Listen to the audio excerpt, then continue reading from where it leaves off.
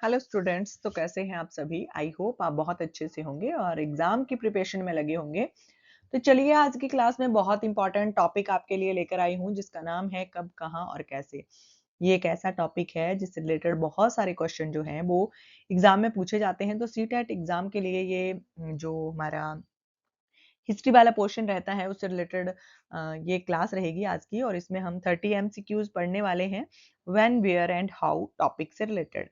तो इसमें कब, कहाँ और कैसे से रिलेटेड हम तिथि और कालक्रम पढ़ेंगे, भौगोलिक संदर्भ पढ़ेंगे, स्रोत एवं प्रमाण जो है वो पढ़ेंगे।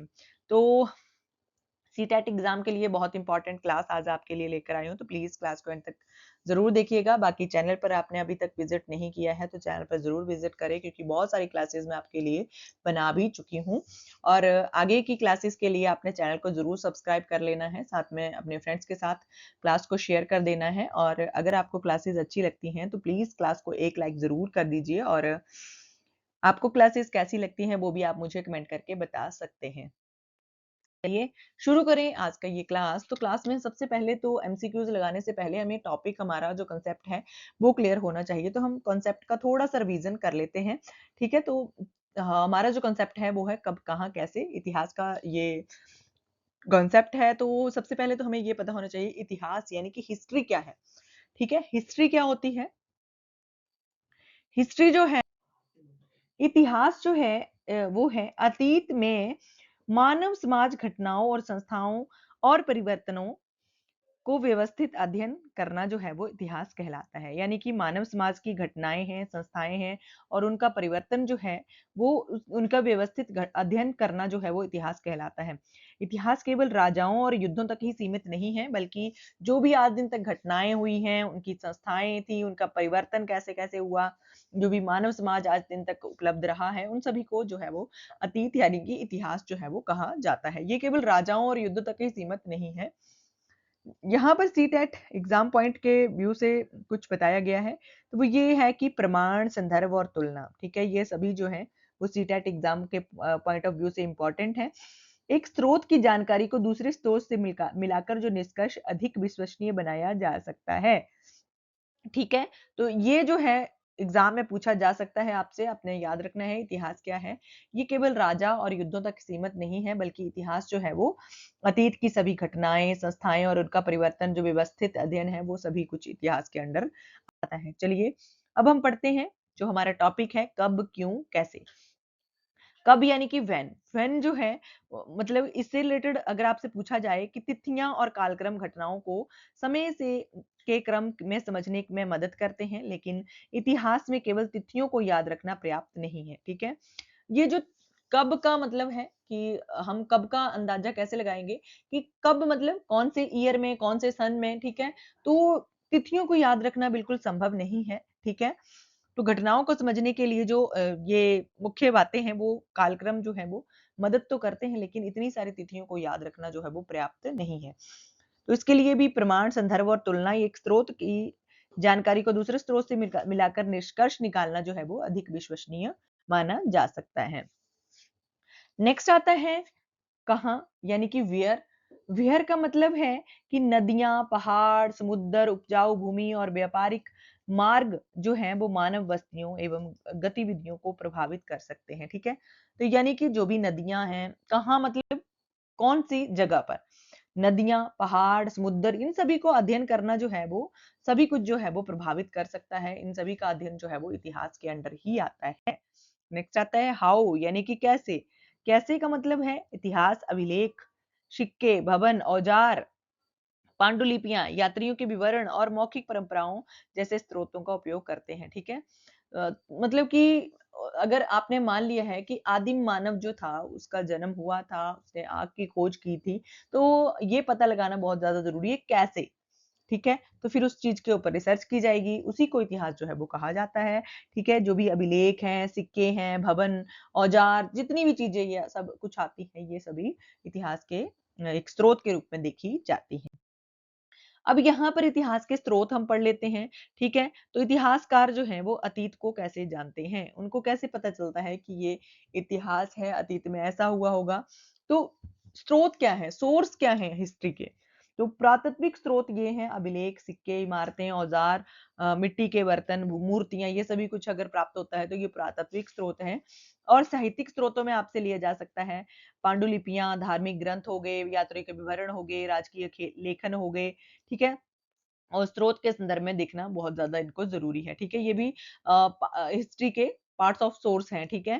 तो ये सभी जो हैं वो साहित्यिक स्रोत हैं, ठीक है? तो ये आपने याद रखने हैं, ठीक है? आगे मौखिक स्रोतों में आती हैं लोक गाथाएँ, जैसे कि मान लो कि हम लोगों से सुनते हैं कि ये चीज़ ऐसे हुई थी, लोक गीतों के माध्यम से हम किसी के चीज़ के बारे में जानते हैं, परंपराएँ कि हमारा त्योहार तो ऐसे मनाया जाता है, हमारे जो त्योहार थे वो इस प्रकार मनाए जाते थे, स्मृतियाँ, ठीक है? ये सभी कुछ जो है वो मौखिक स्रोत के रूप में देखे जाते हैं और अलग-अलग स्रोतों की तुलना करें, ठीक है? तो ये जो सभी स्रोत हैं तीनों तरह के, ये बहुत इम्पोर्टेंट है, तो ये स्रोत आपने याद रख लेने हैं क्योंकि एग्ज़ाम में आपसे इसी तरह के स्रोत जो हैं वो पूछे जाते हैं। अब यहाँ पर हमारे एमसीक्यू स्टार्ट हो जाते हैं, जो भी हमने टॉपिक पढ़ा है उसी से रिलेटेड हमारे एमसीक्यूज़ स्टार्ट होंगे, तो आपने आंसर के ऊपर नहीं देखना है पहले आपने खुद क्वेश्चन को सॉल्व करने का कोशिश करनी है क्योंकि जो भी हमने पीछे पढ़ा अभी, उसी से रिलेटेड ये जो 30 एमसीक्यूज़ हैं वो आएँगे, ठीक है? तो इतिहास के अध्ययन में जो स्रोत है उसका क्या आशय होता है? जो सोर्स हैं वो क्या होते हैं? मतलब क्यों माने जाते हैं सोर्स की इम्पोर्टेंस क्यों मानी जाती है? तो सोर्स जो हैं वो इतिहास की जानकारी देने वाले प्रमाण होते हैं, ठीक है? इतिहास की अ, अतीत की जो जानकारी देते हैं वो जो भी प्रमाण होते हैं वो पुरातात्विक भी हो सकते हैं, मौखिक भी हो सकते हैं, साहित्यिक भी हो सकते हैं। ये जितने भी तरह के प्रमाण जो हैं ये सभी क्या होते हैं? ये सभी सोर्स होते हैं, ठीक है? नेक्स्ट आता है क्वेश्चन हमारा कि निम्न में से कौन-सा पुरातात्विक स्रोत है? तो कौन-सा पुरातात्विक स्रोत है? अभिलेख जो है वो एक पुरातात्विक स्रोत है, ठीक है? नेक्स्ट आता है कि प्राचीन सिक्कों के अध्ययन से निम्न निम्न में से किसकी जानकारी मिल सकती है? तो पुरातात्विक सिक्के जो हैं उनके अध्ययन से जो है वो किसकी जानकारी मिल सकती है? उसके अध्ययन से जो है शासक और आर्थिक गतिविधियों की जानकारी जो है वो मिल सकती है। जो सिक्के थे, ठीक है? उससे हमें शासक का पता चल सकता है कि शासक किस प्रकार का था और आर्थिक गतिविधियाँ कैसी होती थी, सिक्कों के अध्ययन से हमें ये पता चल सकता है। नेक्स्ट आता है क्रोनोलॉजी यानी कि कालक्रम का मुख्य उद्देश्य क्या होता है? तो कालक्रम का मुख्य उद्देश्य होता है घटनाओं के समय को क्रम में रखना, ठीक है? घटनाएँ जो भी घटी हैं उनके समय को क्रम में जो रखना होता है वो क्रोनोलॉजी यानी कि कालक्रम जो है वो कहलाता है। नेक्स्ट आता है यहाँ पर लिखा भी हुआ है कि पहले अपना उत्तर चुनें और फिर सही उत्तर देखें, ठीक है? तो पहले आपने मतलब कि जो क्वेश्चन है उसको आपने खुद सॉल्व करने की कोशिश करनी है, उसके बाद ही आपने उत्तर देखना है। तो वीसीई का पूर्ण रूप क्या है? तो बीसीई का पूर्ण रूप है बिफोर कॉमन एरा, ठीक है? बिफोर कॉमन एरा को कहा जाता है बीसीई। नेक्स्ट आता है सीई का पूर्ण रूप क्या है?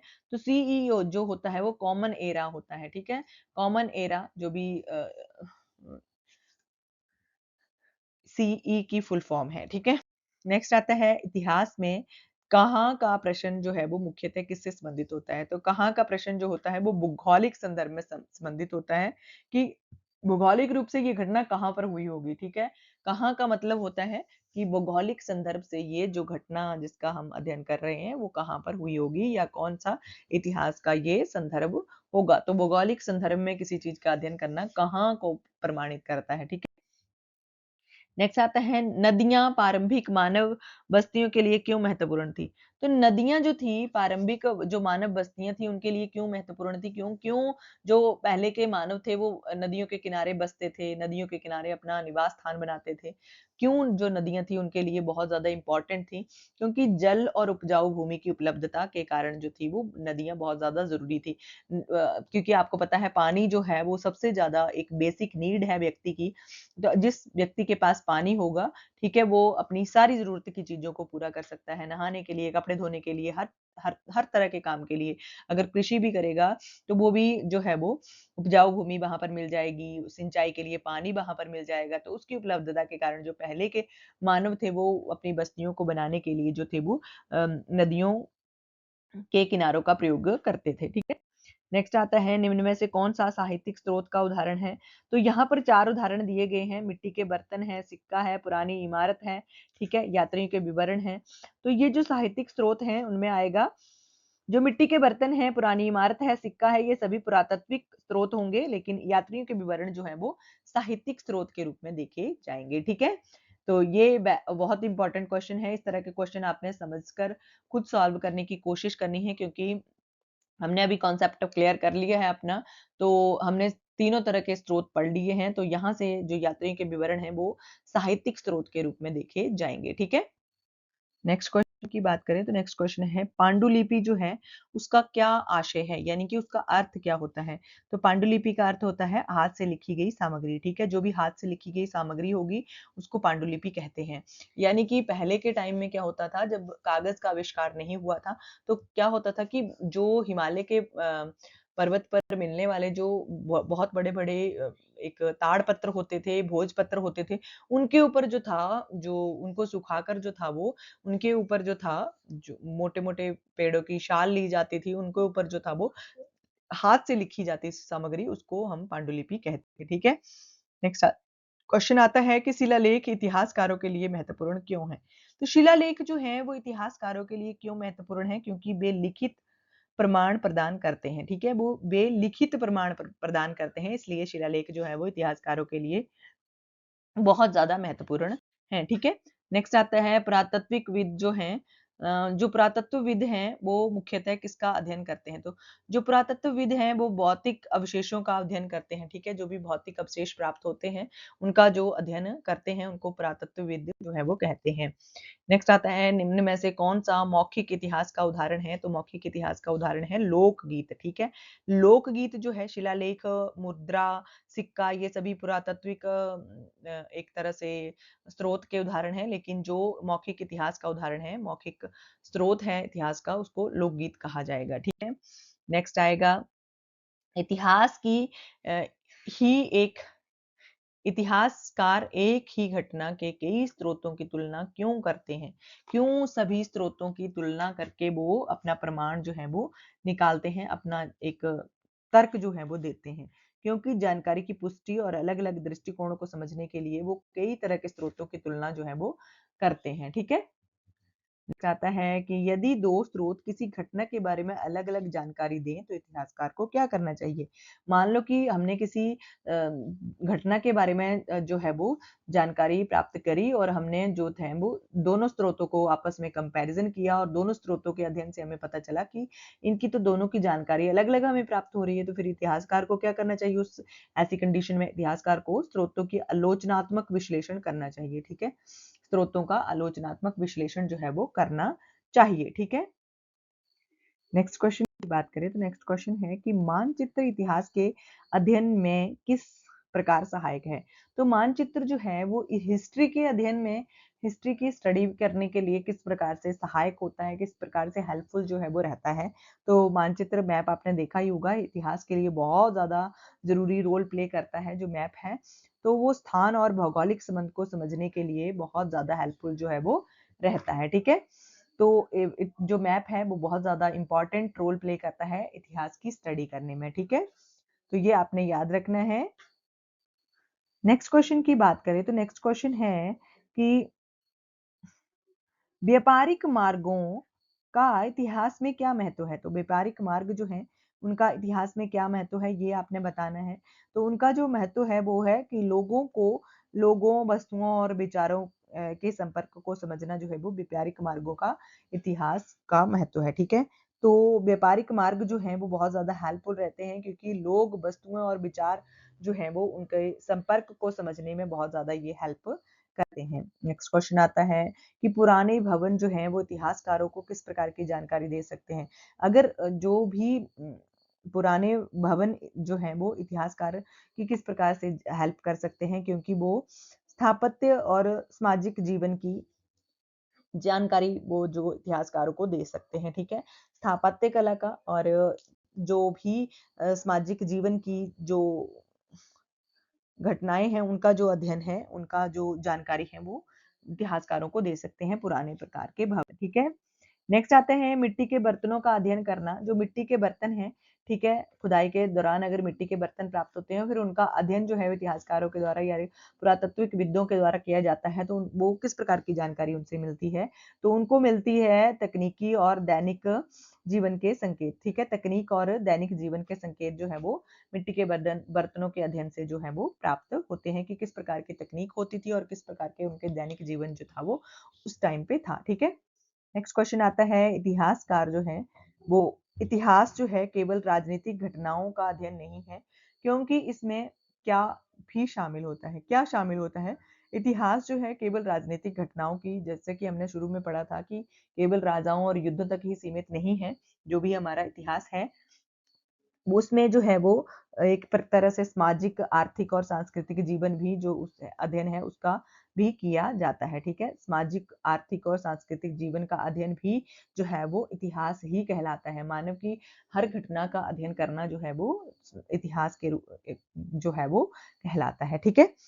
नेक्स्ट क्वेश्चन हमारा आता है कि किसी स्रोत की विश्वसनीयता जांचते समय सबसे उपयुक्त क्या होगा? तो किसी अगर सोर्स की अगर विश्वसनीयता जांचनी है तो उसके लिए सबसे उचित क्या होगा? उसके लिए सबसे उचित होगा उसका समय, संदर्भ और उद्देश्य देखना, ठीक है? उसका समय, संदर्भ और उद्देश्य उसका देखना जो है वो विश्वसनीयता के लिए सबसे उचित होगा, ठीक है? यात्री के विवरण को पढ़ते समय किस बात का ध्यान रखना चाहिए? तो यात्री के विवरण जो पढ़ते समय उनके किस बात का, यात्री के विवरण हमने पढ़ा था कि एक बहुत इम्पोर्टेंट सोर्स है, ठीक है? तो यात्री के विवरण पढ़ते समय किस बात का ध्यान जो है वो रखना चाहिए? तो उसके दृष्टिकोण और संदर्भ का ध्यान जो है वो रखना चाहिए। नेक्स्ट आता है कि मौखिक परंपराओं की संभावित सीमा क्या है? तो मौखिक परंपराओं की संभावित सीमा जो है समय के साथ विवरण में परिवर्तन हो सकता है, ठीक है? समय के साथ जो है वो विवरण में परिवर्तन भी हो सकता है। मौखिक परंपराओं की संभावित ये सीमा हो सकती है। मान लो कि हमने किसी से कुछ भी मौखिक रूप से कोई भी परंपरा के बारे में हमने पढ़ा, तो फिर वो जो परंपरा है वो आगे चलकर मौखिक रूप से है, ठीक है? किसी ने उसको मतलब देखा नहीं है, ठीक है? सुना ही है केवल अपने, जैसे कि हम अपने मान लो कि हम अपने बड़े बुजुर्गों की बात को हम सुनते हैं कि पहले टाइम में ऐसे होता था, हमारी ये परंपरा थी। फिर आगे-आगे चलते-चलते हो सकता है वो चेंज हो जाए, ठीक है? तो वो उसमें परिवर्तन जो है वो हो सकता है, ठीक है? नेक्स्ट आता है, इतिहास में कैसे प्रश्न जो है मुख्यतः किससे जुड़ा हुआ है? तो कैसे प्रश्न जो है वो मुख्यतः किससे जुड़ा हुआ है? वो अतीत के प्रमाणों और स्रोतों से जुड़ा हुआ है, ठीक है? अतीत के प्रमाण और स्रोतों से जुड़ा हुआ है। नेक्स्ट आता है हमारा क्वेश्चन कि निम्न में से कौन-सा प्राथमिक स्रोत का उदाहरण हो सकता है? तो प्राथमिक स्रोत का उदाहरण होगा, जो प्राइमरी सोर्स का उदाहरण होगा, वो होगा समकालीन शिलालेख। उस समय जो शिलालेख लिखे गए थे, वो एक तरह से प्रमाणिक प्राथमिक स्रोत के रूप में देखे जाएँगे, ठीक है? नेक्स्ट क्वेश्चन आता है कि इतिहास में परिवर्तन और निरंतरता को समझने के लिए क्या आवश्यक है? तो परिवर्तन और निरंतरता को समझने के लिए अगर आवश्यक कुछ है, तो वो अलग-अलग समय के प्रमाणों की तुलना करना जो है वो निरंतरता और परिवर्तन को समझने में आवश्यक है, ठीक है? नेक्स्ट आता है, स्रोत का संदर्भ समझना क्यों आवश्यक है? तो स्रोत का संदर्भ समझना इसलिए आवश्यक है क्योंकि उसके अर्थ और उसके उद्देश्यों को बेहतर समझने के लिए, ठीक है? उसके अर्थ और उद्देश्यों को बेहतर समझने के लिए जो है वो स्रोत के संदर्भ को समझना बहुत ज़्यादा ज़रूरी है। नेक्स्ट हमारा क्वेश्चन आता है कि भौगोलिक परिस्थितियाँ इतिहास को किस प्रकार प्रभावित कर सकती हैं? तो भौगोलिक परिस्थितियाँ जो है वो इतिहास को किस प्रकार प्रभावित कर सकती हैं? ये बस्ती, कृषि और व्यापार के अवसरों को प्रभावित करके जो है वो प्रभावित कर सकती हैं, ठीक है? नेक्स्ट आता है क्वेश्चन कि सीटेट में इतिहास पढ़ाने का सबसे बेहतर तरीका जो है वो कौन-सा माना गया है, ठीक है? तो सीटेट में जो इतिहास पढ़ाने के लिए सबसे बेहतर तरीका अगर कोई माना गया है तो वो ये है कि स्रोतों, प्रश्नों और संदर्भों के आधार पर खोजपूर्ण अध्ययन करवाना जो है वो सीटेट में इतिहास पढ़ाने का सबसे उचित और सबसे बेहतर तरीका जो है वो बताया गया है। नेक्स्ट क्वेश्चन हमारा आज का लास्ट क्वेश्चन है, व्हेन, वेयर एंड हाउ को एक साथ समझने का सबसे अच्छा तरीका कौन-सा है? तो समय, स्थान और स्रोतों को आपस में जोड़कर इतिहास को समझना जो है वो बहुत अच्छा तरीका जो है वो इसके साथ में पढ़ने का बताया गया है, व्हेन, वेयर एंड हाउ को पढ़ने का, ठीक है? कब, कहाँ और कैसे, ठीक है? तो ये बहुत इम्पोर्टेंट है कि हम समय को साथ में ले रहे हैं, कालक्रम को, घटना स्थन को और स्थान को साथ में ले रहे हैं, स्रोतों को आपस में जोड़कर हम देख रहे हैं, ठीक है? तो समझ रहे हैं, ठीक है? तो इतिहास को इस प्रकार से समझना, हम तीनों कॉन्सेप्ट को एक साथ उचित तरीके से हम अध्ययन कर सकते हैं। तो ये रहे आज की क्लास के 30 इम्पोर्टेंट क्वेश्चंस। आई होप आपको बहुत इम्पोर्टेंट क्वेश्चंस लगे होंगे और सीटेट के एग्जाम में इसी प्रकार के क्वेश्चन जो हैं वो पूछे जाते हैं। तो आज की क्लास के लिए बस इतना ही। क्लास को लाइक ज़रूर कर दें और कमेंट करके मुझे ज़रूर बताएं कि आपको क्लास कैसी लगी। और बाकी अगर चैनल को आपने सब्सक्राइब नहीं किया है तो चैनल को ज़रूर सब्सक्राइब कर लें। साथ में आप बेल आइकन को प्रेस कर दें ताकि आने वाले हर वीडियो का नोटिफिकेशन आपके पास पहुंच जाए। और साथ में आप चैनल पर विजिट ज़रूर करें क्योंकि बहुत इंपॉर्टेंट क्लासेस पहले हो चुकी हैं। अगर आपने नहीं देखी हैं तो उनको जाकर ज़रूर एक बार चेक करें। बाकी अपने फ्रेंड्स के साथ क्लास को शेयर करना बिल्कुल ना भूलें। तो चलिए मिलते हैं नेक्स्ट क्लास में। आज की क्लास के लिए बस इतना ही। Thanks for watching.